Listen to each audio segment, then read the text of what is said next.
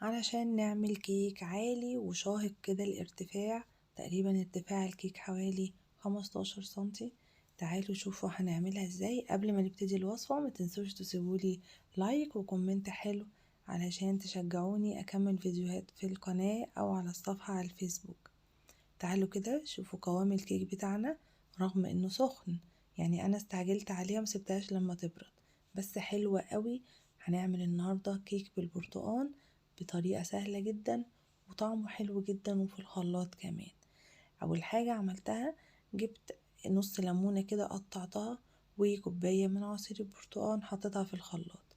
نزلت عليهم ب3 بيضات وباكوين من الفانيليا. بعد كده هحط نص كوباية بس من اللبن ونص كوباية من زيت الذرة.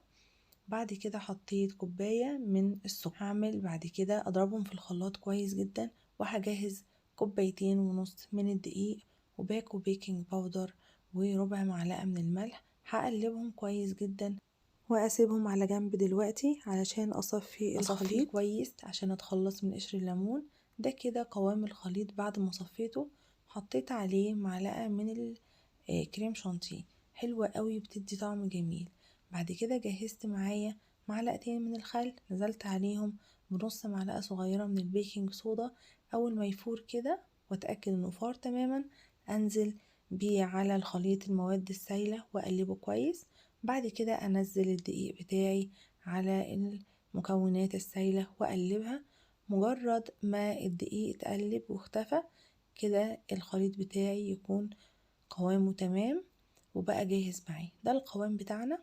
هنزل بيه بقى في صينية او قالب اكون مبطناه بشوية من الزيت وشوية من الدقيق زي ما انتوا شايفين، وادخل بقى الكلام ده كله في فرن سخن على درجة حرارة 180.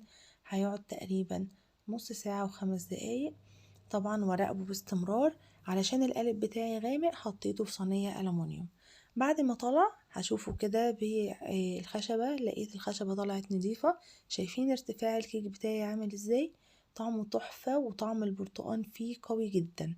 علشان انا بدأته بكوباية من عصير البرتقال كنت ضرباها بقشرها ومصفياها، وكمان نص الليمونة اللي انا حطاها في البداية عملت شغل عالي جدا. طعم الكيكة حلوة قوي بجد، جربوها هتدمنوها.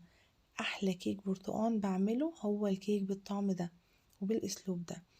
جربوها ومتنسوش تقولولي رأيكم في الكومنتات. استنوني في فيديو جديد. السلام عليكم ورحمة الله.